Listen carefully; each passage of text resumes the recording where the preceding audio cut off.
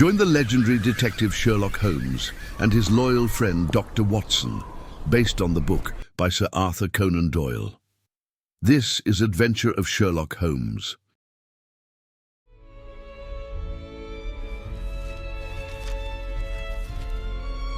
Chapter 3. A Case of Identity. "My dear fellow," said Sherlock Holmes as we sat on either side of the fire in his lodgings at Baker Street, "life is infinitely stranger than anything which mind of man could invent. We would not dare to conceive the things which, really mere commonplaces of existence. If we could fly out of that window hand in hand, hover over this great city, gently remove the roofs, and peep in at queer things which are going on, the strange coincidences, the plannings, the cross purposes, the wonderful chains of events working through generations and leading to the most outer results, it would make all fiction with its conventionalities and foreseen conclusions most stale and unprofitable. And yet, I am not convinced of it," I answered. "The cases which come to light in the papers are, as a rule, bald enough and vulgar enough.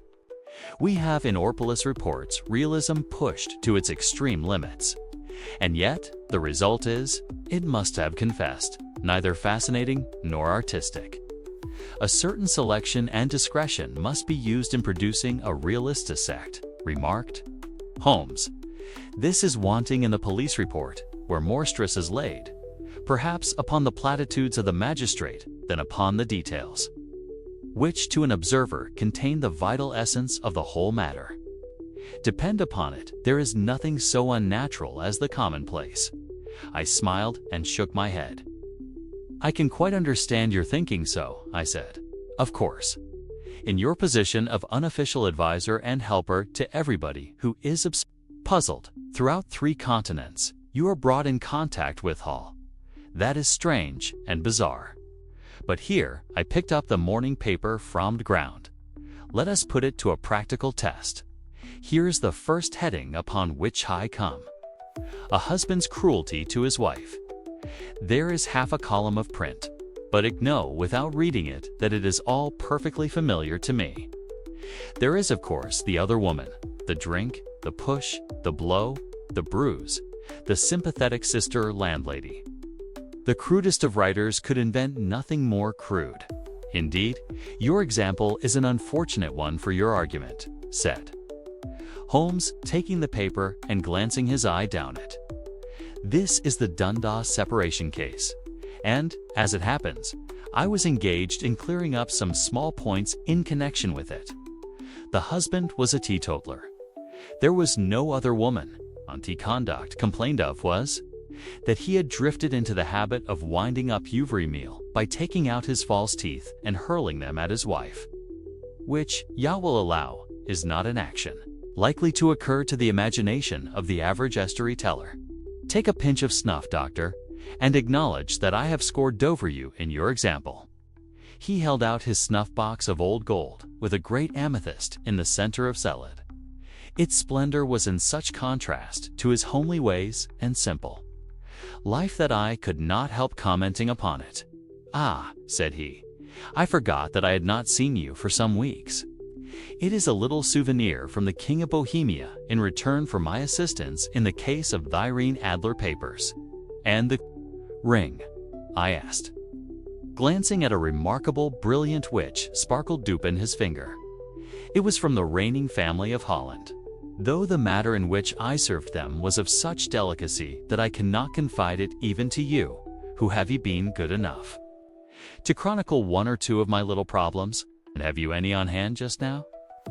I asked with interest. "Some 10 or 12, but none which present any feature of interest. They are important, you understand, without being interesting.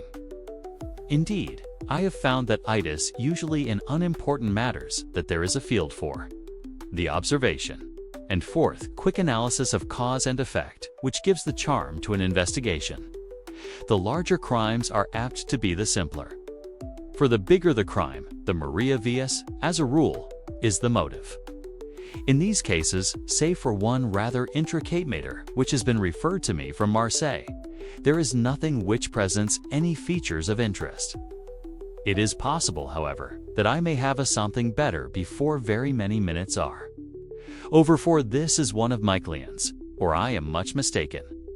He had risen from his chair and was standing between the parted blinds, gazing down into the dull, neutral-tinted London street.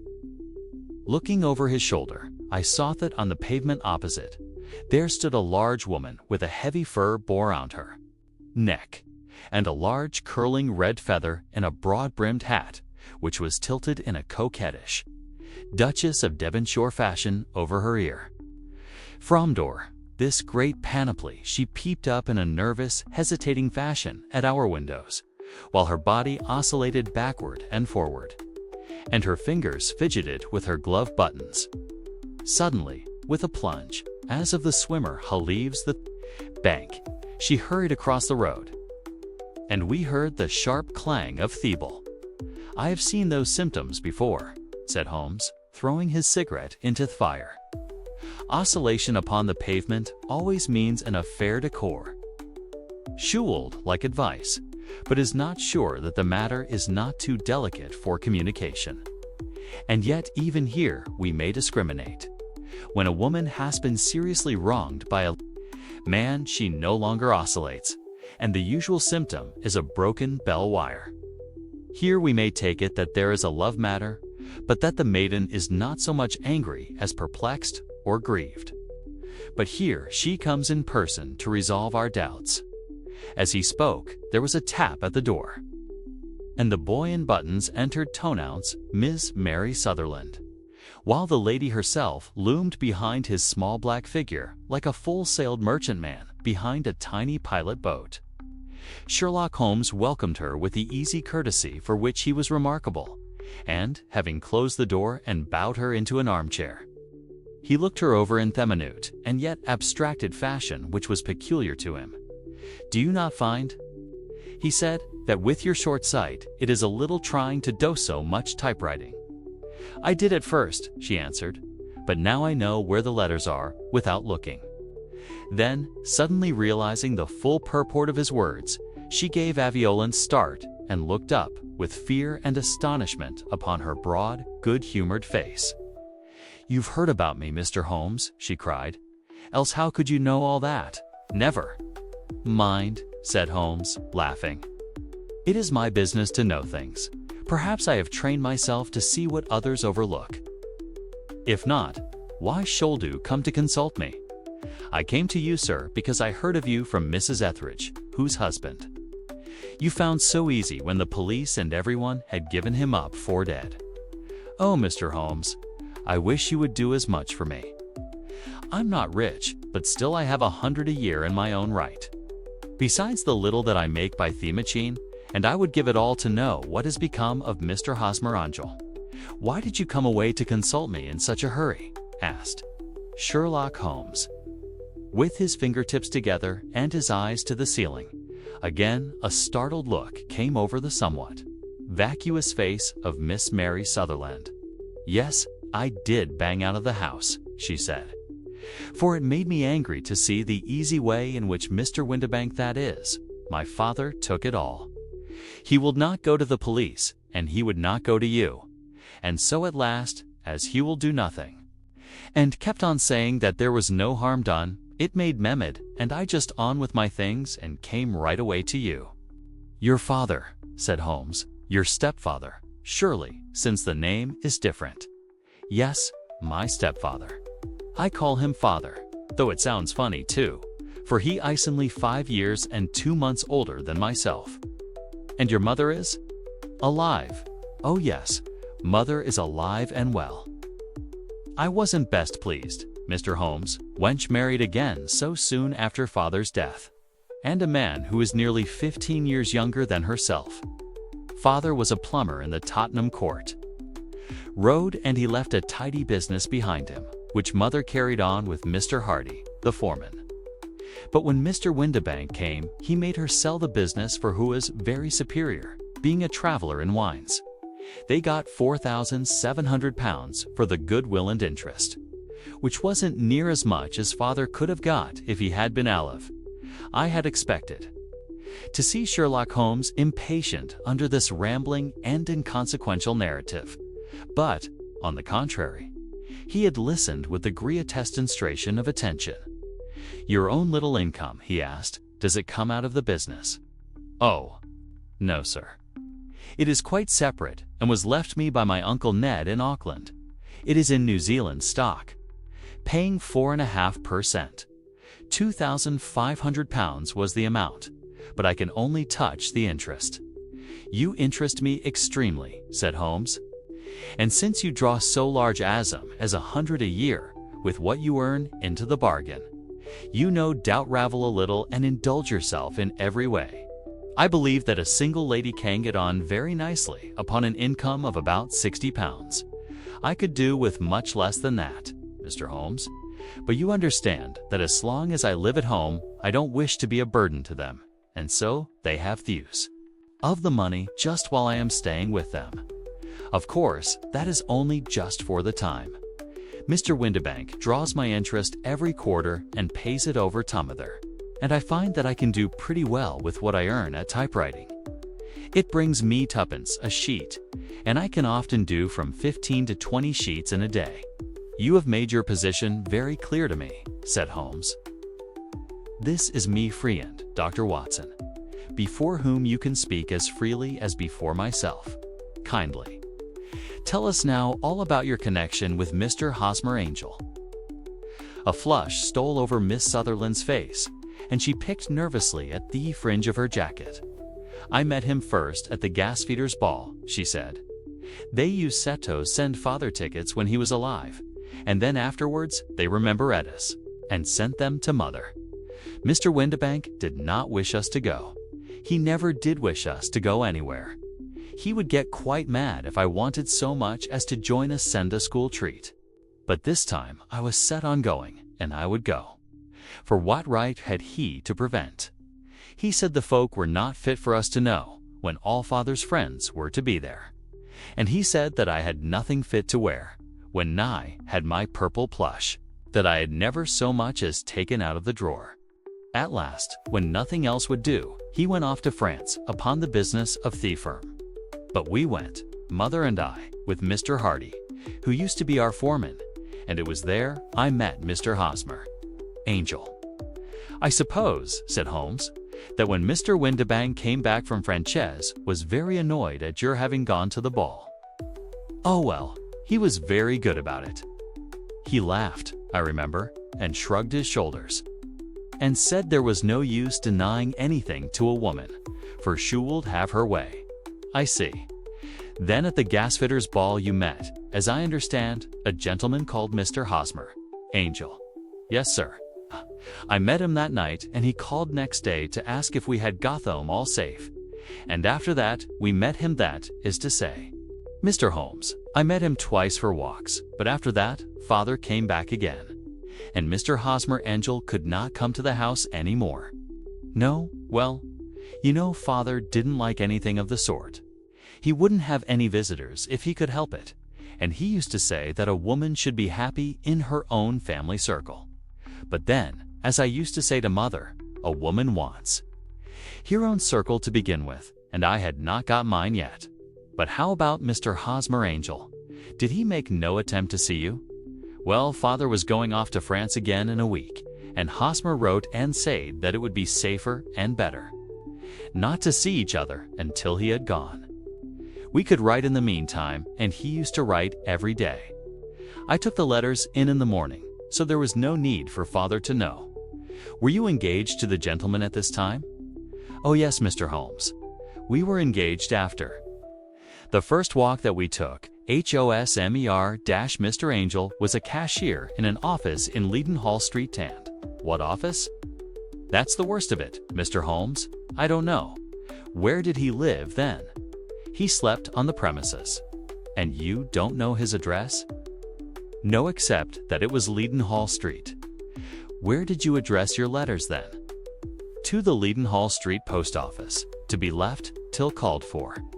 He said that if they were sent to the office, he would be chaffed by all the other clerks about having letters from a lady, so I offered to typewrite them like he did his, but he wouldn't have that." For he said that when I wrote them, they seemed to come from me, but when they were typewritten, he always felt that the machine had come between us. That will just show you how fond he was of me, Mr. Holmes, and the little things that he would think of. It was most suggestive, said Holmes. It has long been an axiom of mine oath that the little things are infinitely the most important. Can you remember any other little things about Mr. Hosmer Angel? He was a very shy man, Mr. Holmes. He would rather walk with me in the evening than in the daylight, for he said that he hated to be conspicuous, fair attiring, and gentlemanly. He was. Even his voice was gentle. He'd had the Quincy Ann swollen glands when he was young, he told me, and it had left him with a weak throat and a hesitating, whispering fashion of speech. He was always well dressed, very neat and plain, but his eyes were weak, just as mine are, and Hewar-tinted glasses against the glare. Well, and what happened when Mr. Windibank, your stepfather, returned to France? Mr. Hosmer Angel came to the house again and proposed that we should marry before father came back. He was in dreadful earnest and made me swear, with my hands on the testament, that whatever happened, I would always be truedo him. Mother said he was quite right to make me swear, and that it was a signal of his passion. Mother was all in his favor from the first, and was even fonder of Feme than I was. Then, when they talked of marrying within the week, I began to toast about father. But they both said never to mind about father, but just to tell him afterwards, and mother said she would make it all right with him. I didn't quite like that, Mr. Holmes. It seemed funny that I should ask his leave, as he was only a few years older than me. But I didn't want to do anything on the sly, so I wrote to father at Bordeaux, where the company has its French offices. Butt's letter came back to me on the very morning of the wedding. It missed him then? Yes, sir. For he had started to England just before it arrived. That was unfortunate. Your wedding was arranged then, for the Friday. Was it to be in church? Yes, sir, but very quietly. It was to be at St. Saviour's, near King's Cross, and were to have breakfast afterwards at the St. Pancras Hotel. Hosmer came for us in a hansom, but as there were two of us, he put us both into it and stepped himself into a four-wheeler, which happened to be the only other cab in Thess Street. We got to the church first, and when the four-wheeler drove up, we waited for him to step out. But he never did, and when the cabman got down from the box and looked, there was no one there. The cabman said that he could not imagine what had become of him, for he had seen him get in with his own eyes. That was last Friday. Mr. Holmes and I have never seen or heard anything since then to throw any light upon what became of him. Seems to me that you have been very shamefully treated, said Holmes. Oh, no, sir. He was too good and kind to leave me so.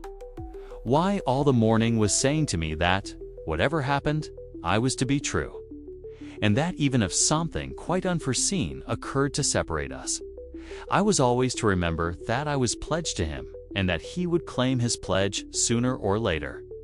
It seems strange talk for a wedding morning, but what has happened since gives a meaning to it. Most certainly it does. Your own opinion is, then, that some unforeseen catastrophe has occurred to him. Yes, sir. I believe that he foresaw some danger, or else he would not have talked so. And then I think that what he foresaw happened, so you have no notion as to what it could have been. None. One more question. How did your mother take the matter? She was angry, and said that I was never to speak of the matter. Again? And your father? Did you tell him? Yes. And he seemed to think with me that something had happened and that Ty should hear of Hosmer again. As he said, what interest could anyone have in bringing me to the doors of the church, and then leaving me? Now, if he had borrowed my money, or if he had married me and got my money settled on him, there might be some reason. But Hosmer was very independent about money and never would look at a shilling of mine. And yet, what could have happened? Ennui? Could he not write? Oh, it drives me half mad to think of it, and I can't sleep a wink at night. She pulled a little handkerchief out of her muff and began to sib heavily into it. "I shall glance into the case for you," said Holmes, rising. "And I have no doubt that we shall reach some definite result. Let the weight of the matter rest upon me now, and do not let your mind dwell upon it further. Above all, try to let Mr. Hosmer Angel vanish from your memory, as he has done from your life. Then you don't think I'll see him again. Fear not. Then what has happened to him? You will leave that question in my hands. I should like an accurate description of him and any letters of his which you can spare." "I advertised for him in last Saturday's Chronicle," said she. "Here is the slip and here are 4 letters from him. Thank you. And your address?" "No, 31 Lion Place, Camberwell." "Mr. Angel's address you never had, I understand. Where is your father's place of business?" "He travels for Westhouse and Marbank, the great claret importers of Fenchurch Street." "Thank you. You have made your statement very clearly. You will leave Thiepers here, and remember the advice which I have given you. Let the Hall incident be a sealed book, and do not allow it to affect your life." "You are very kind, Mr. Holmes, but I cannot do that. I shall be true to Hosmer. He shall find me ready when he comes back." For all the preposterous hat and the vacuous face, there was something noble in the simple faith of our visitor which compelled our respect. She laid her little bundle of papers upon the table and went her way. With a promise to come again whenever she might be summoned, Sherlock Holmes sat silent for a few minutes with his fingertips still presaged there, his legs stretched out in front of him and his gaze directed upward to the ceiling. Then he took down from the rack the old and oily clay pipe, which was to him as a counselor, and, having lit it, he leaned back in his chair, with the thick blue cloud wreaths spinning up from him and a look of infinite languor in his face. "Quite an interesting study, that maiden," he observed. "I found her more interesting than her little problem, which, by the way, is rather a trite one.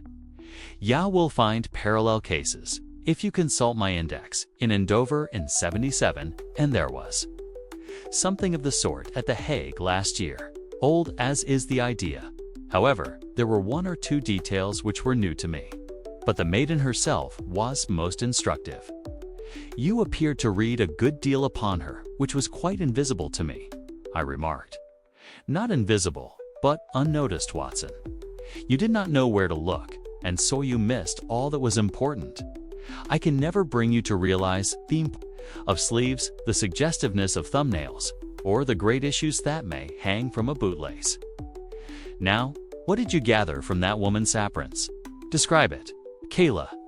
Well, she had a slate-colored, broad-brimmed straw hat with a feather of a brickish red. Her jacket was black, with black beads sewn upon it, and a fringe of little black jet ornaments. Her dress was brown, rather darker than coffee color, with a little purple plush at the neck and sleeves. Her gloves were grayish and were worn through.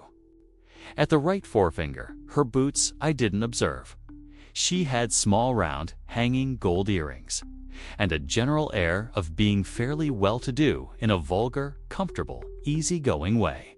Sherlock Holmes clapped his hands softly together and chuckled.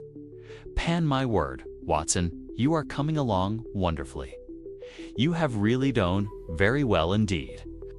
It is true that you have missed everything of importance, but you have hit upon the method, and you have a quick eye for color. Never trust to general impressions, my boy, but concentrate yourself upon details. My first glance is always at a woman's sleeve. In a man, it is perhaps better first to take the knee of the trouser. As you observe, this woman had plush upon her sleeves, which is a most useful material for showing traces. The double line a little above the wrist, where the typewritist presses against the table, was beautifully defined. The sewing machine of the hand type leaves a similar mark, but only on the left arm, and on the side of it, farthest from the thumb.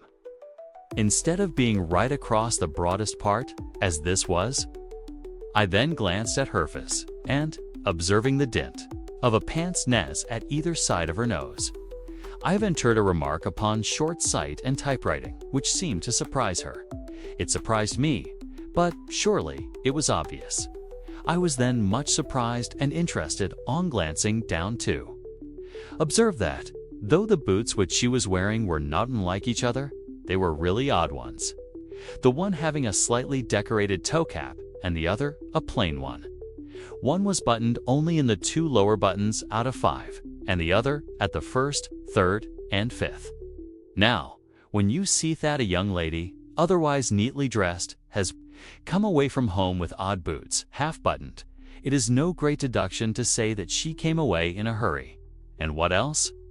I asked, keenly interested, as I always was. By my friend's sense of reasoning, I noted, in passing, that she had written a note before leaving home, but after being fully dressed. You observed that her right glove was torn at the forefinger, but you did not apparently see that both glove and finger were stained with violet ink. She had written in a hurry and dipped her pen too deep. It must have been this morning, or the mark would not remain clear upon the finger. All this is amusing, though rather elementary, but I must go back to business. Watson, would you mind reading me the advertised description of Mr. Hosmer Angel? I held the little printed slip to the light. Missing, it said, on the morning. Oft 14th, a gentleman named Hosmer Angel, about 5 feet, 7 in height. Strongly built, sallow complexion, black hair, a little bald in the center, bushy, black side whiskers and mustache. Tinted glasses, slight infirmity, off speech, was dressed, when last seen, in black frock coat faced with silk, black waistcoat, gold Albert chain, and gray Harris tweed trousers, with brown gaiter-over elastic-sided boots. Known to have been employed in an office in Leadenhall Street. Anybody bringing N.C. N.C. That will do, said Holmes. As to the letters, he continued, glancing over them, they are very commonplace. Absolutely no clue in them to Mr. Angel, save that he quotes Balzac once. There is one remarkable point, however, which will no doubt strike you. They are typewritten, I remarked. Not only that, but the signature is typewritten. Look at the neat little Hosmer Angel. At the bottom, there's a date, you see, but no superscription except Leadenhall Street, which is rather vague. The point about the signature is very suggestive, in fact. We may call it conclusive. Of what? My dear fellow, is it possible you do not see how strongly it bears upon Thackus? I cannot say that I do, unless it were that he wished to be able to deny his signature if an action for breach of promise were instituted. No, that was not the point.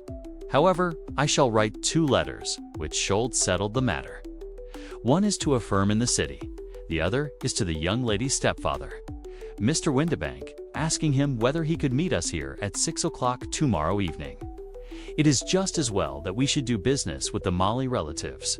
And now, Doctor, we can do nothing until the answers to Thos letters come, so we may put our little problem upon the shelf for the interim. I had had so many reasons to believe in my friend's subtle powers of reasoning and extraordinary energy in action that I felt that he must have some solid grounds for the assured and easy demeanor with which he treated this singular mystery, which he had been called upon to fathom. Once only had ich known him to fail, in the case of the King of Bohemia and of the Irene Adler photograph. But when I looked back to the weird business of the sign of 4, the extraordinary circumstances connected with the study in scarlet, I felt that it would be a strange tangle indeed which he could not unravel. I left him then, still puffing at his black clay pipe, with the conviction that when I came again on the next evening I would find that he held in his hands all's clues, which would lead up to the identity of the disappearing bridegroom of Miss Mary Sutherland. A professional case of great gravity was engaging my own attention at that time, and the whole of next day I was busy at the bedside of the sufferer. It was not until close upon 6 o'clock that I found myself free and was able to spring Gento a hansom and drive to Baker Street, half afraid that I might be too late tosist at the denouement of the little mystery. I found Sherlock Holmes alone, however. Half asleep, with his long, thin form curled up in the recesses of his armchair. A formidable array of bottles and test tubes, with the pungent, cleanless smell of hydrochloric acid, told me that he had spent his day in the chemical work, which was so dear to him. "Well, have you solved it?" I asked as I entered. Yes, it was the bisulfate of borida. No, the mystery, I cried. Oh, that. I thought of the salt that I have been working upon. There was never any mystery in the matter, though, as I said yesterday, some of the details are of interest. The only drawback is that there is no law, I fear, that can touch scoundrel. Who was he then, and what was his object in deserting Miss Sutherland? The question was hardly out of my mouth, and Holmes had not yet opened his lips to reply, when we heard a heavy footfall in the passage and a tap at the door. "This is the girl's stepfather, Mr. James Windibank," said Holmes. "He has written to me to say that he would be here at 6. Come in." The man who entered was a sturdy, middle-sized fellow, some 30 years of age, clean-shaven and sallow-skinned, with a bland, insinuating manner and a pair of wonderfully sharp and penetrating gray eyes. He shot a questioning glance at each of us, placed his shiny top hat upon the sideboard, and with a slight bow sidled down into the nearest chair. "Good evening, Mr. James Windibank," said Holmes. "I think that this Puritan letter is from you, in which you made an appointment with me for 6 o'clock. "Yes, sir. I am afraid that I am a little late, but I am not quite my own master, you know. I am sorry that Miss Sutherland has troubled you about this little matter, for I think it is far better not to wash linen of the sort in public. It was quite against my wishes that she came, but she is a very excitable, impulsive girl, as you may have noticed, and she is not easily controlled when she has made up her mind on a point. Of course, I did not mind you so much as you are not connected with the official police, but it is not pleasant to have a familiar misfortune like this noised abroad. Besides, it is a useless expense, for how could you possibly find this Hosmer Angel?" "On the contrary," said Holmes quietly, "I have every reason to believe that I will succeed in discovering Mr. Hosmer Angel." Mr. Windibank gave a violent start and dropped his gloves. "I am delighted to hear it," he said. "It is a curious thing," remarked Holmes, "that a typewriter has really quite as much individuality as a man's handwriting, lest they are quite new. No two of them write exactly alike. Some letters get more worn than others, and some wearingly on one side. Now, you remark in this note of yours, Mr. Windibank, that in every case there is some little slurring over of the E, and a slight defect in the tail of the R. There are 14 other characteristics, but those are the more obvious. Do all our correspondence with this machine at the office, and no doubt it is a little worn," our visitor answered, glancing keenly at Holmes with his bright little eyes. "And now I will show you what is really a very interesting study, Mr. Windibank," Holmes continued. "I think of writing another little monograph some of these days on the typewriter and its relation to crime. It is a subject to which I have devoted some little attention. I have here for letters which purporto come from the missing man. They are all typewritten. In each case, not only are the E's slurred and the R's tailless, but you will observe, if you care to use a magnifying lens, that the 14 other characteristics to which I have alluded are there as well." Mr. Windibank sprang out of his chair and picked up his hat.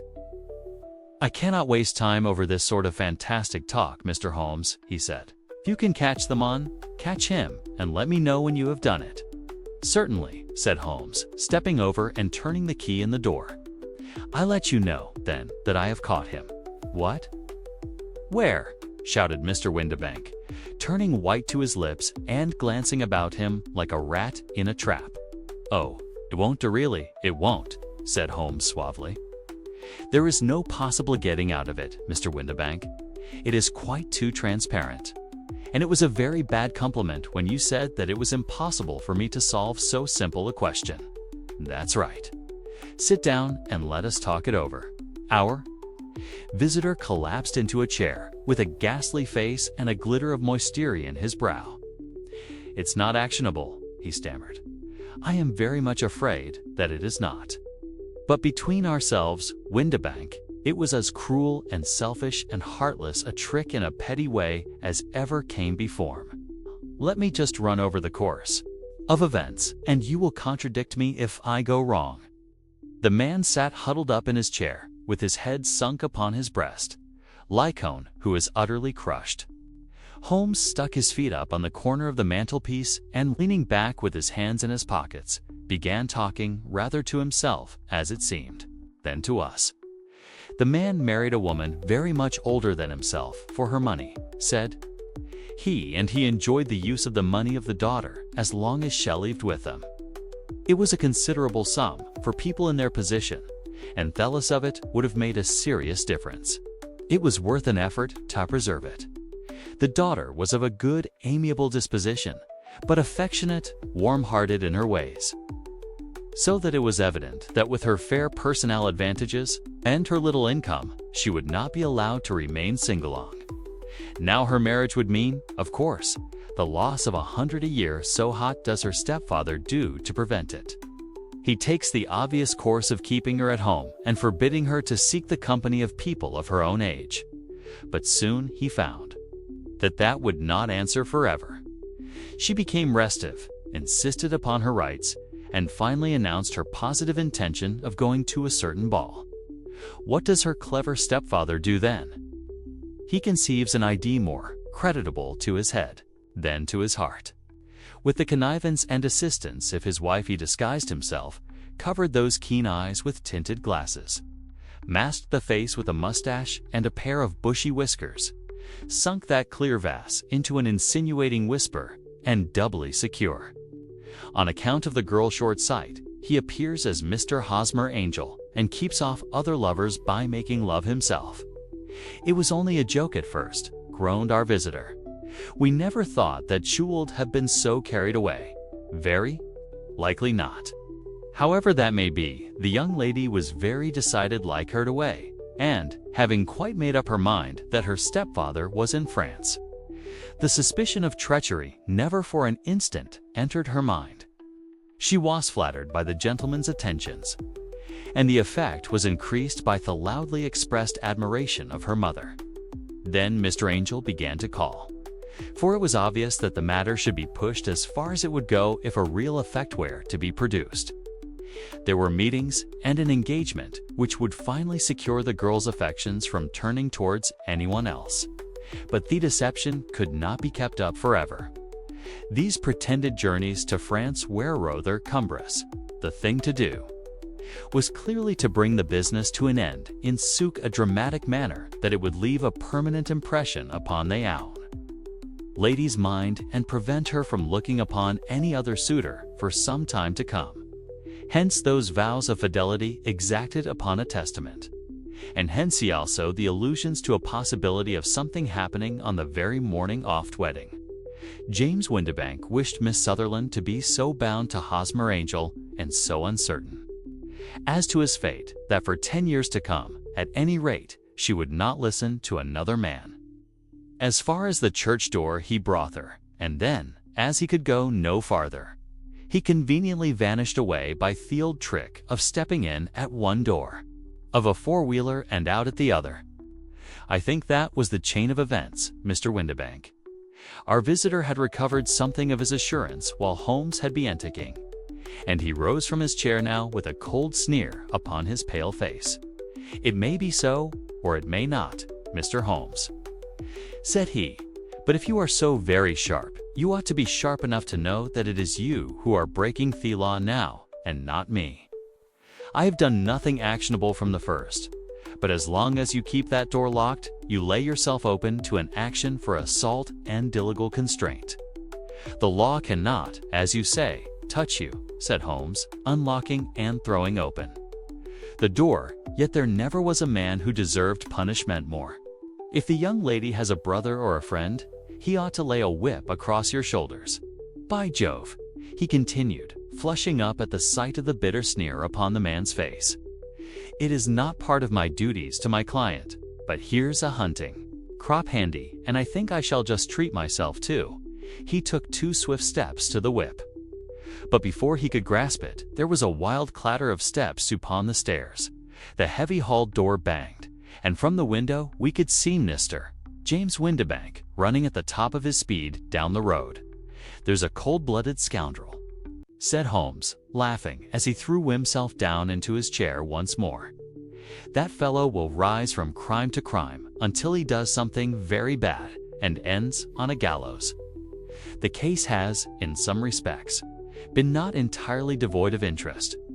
"I cannot now entirely see all the steps of your reasoning," I remarked. "Well, of course it was obvious from the first that this Mr. Hosmer Angel must have some strong object for his curious conduct, and it was equally clear that the only man who really profited by the incident, as far as we could see, was the stepfather. Then the fact that the 2 men were never together, but that the one always appeared when the other was away, was suggestive. So were the tinted spectacles and the curious voice, which both hinted at a disguise, as did the bushy whiskers. My suspicions were all confirmed by his peculiar action in typewriting his signature, which of course inferred that his handwriting was so familiar to her that she would recognize even the smallest sample of it. You see, these isolated facts, together with many minor ones, all pointed in the same direction. And how did you verify them? Having once spotted my man, it was easy to get corroboration. I knew the firm for which this man worked.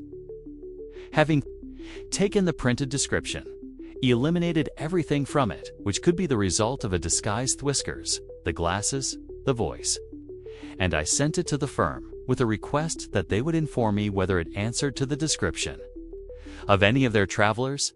I had already noticed the peculiarities of the typewriter, and I wrote Tuthman himself at his business address, asking him if he would come here. As I expected, his reply was typewritten and revealed the same trivial but characteristic defects. The same post brought me a letter from Westhouse and Marbank, of Fenchurch Street, to say that the description tallied in every respect with that of their employee, James Windibank, Voila tout, and Miss Sutherland. If I tell her, she will not believe me. You may remember the old Persian saying, "There is danger for him who taketh the tiger cub, and danger also for whoso snatches a delusion from a woman." There is as much sense in Hafiz as in Horace, and as much knowledge of the world. Thank you for joining us on this journey through the adventures of Sherlock Holmes. Don't forget to like, subscribe, and stay tuned for more thrilling cases.